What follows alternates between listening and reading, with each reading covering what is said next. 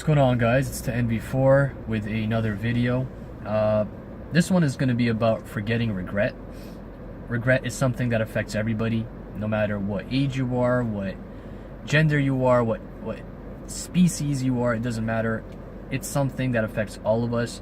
And to me personally, it's probably one of the worst feelings that you could ever have or ever go through, mentally and physically. I say physically because I feel like regret can branch out to your life as well and your day-to-day activities. Now,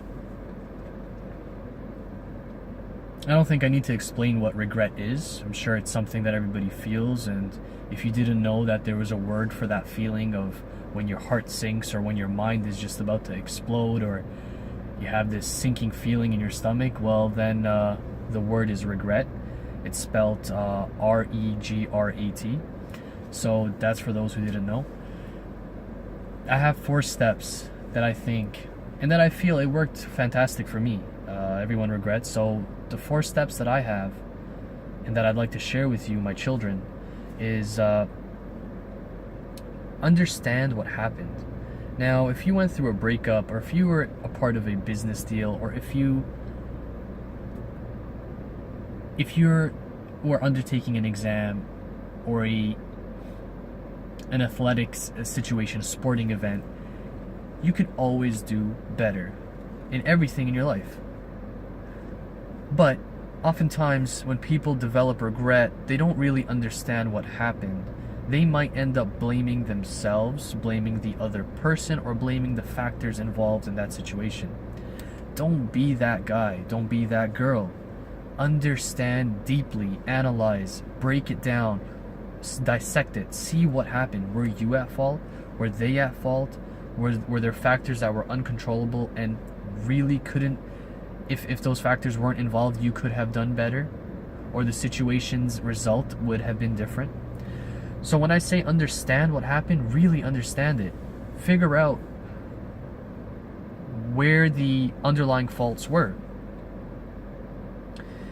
Only then can you move on to the next steps. If you don't really understand what happened, you're only masking your regret. You're saying, you know what, I wasn't at fault in this situation, and so on and so forth. And you can't really build your life up back after that, because if your foundation is weak, then everything's going to be weak. So understand what happened really deeply, get into the roots of it, and see how you could move on to the next step. Number 2 is everybody has should haves and could haves. You know, I should have, I could have done this, I could have done that. You have to, don't linger on that for too long. Be straightforward with yourself, get into your mind and be like, you know what, I should have done this, I could have done this.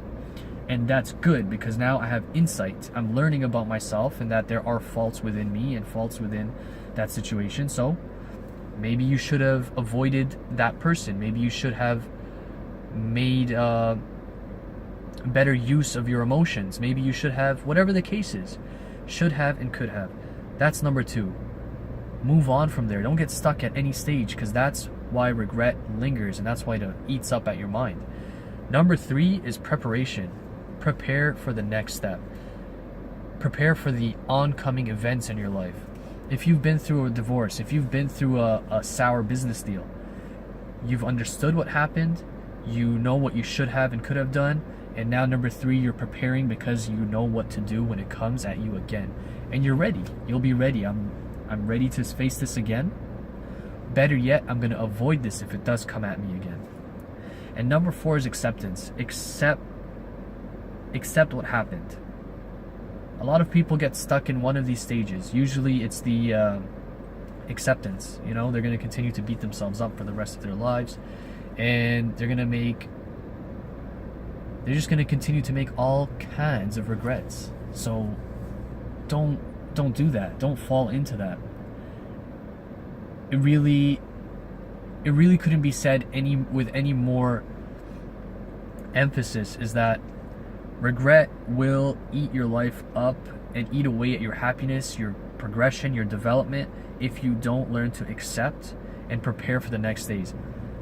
My definition of regret, with my vast degrees in finance, is regret is stress without experience. Your stress is only a stress if you don't have a solution. Smart, right? That's pretty smart. It's pretty deep. Stress without a solution is regret.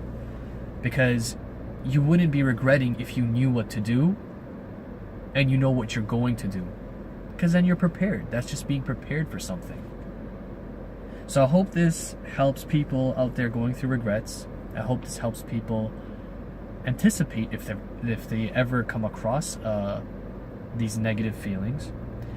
And I hope that you guys continue to like these videos, not because I'm out here for subscriptions or likes, but because I'm here on my channel to educate. I want to give whatever I can from myself to other people. I may not be showcasing or appealing to everyone, but whatever I know, whatever capacity I have, I hope that somebody can benefit from what I'm explaining. And if there's any other topics, do let me know and we can discuss that together as a community.